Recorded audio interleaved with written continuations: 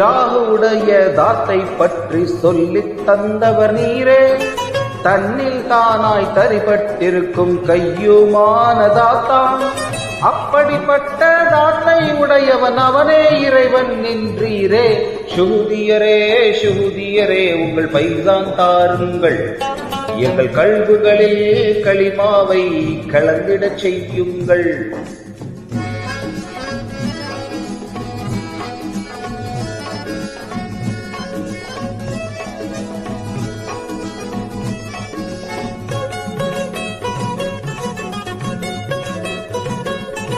இலாஹுடைய சிபாத்தை பற்றி சொல்லித் தந்தவர் நீரே, காமீலாகவும் குறைகள் இல்லாமலும் இருக்கும் பூரண சிபாத்தான்.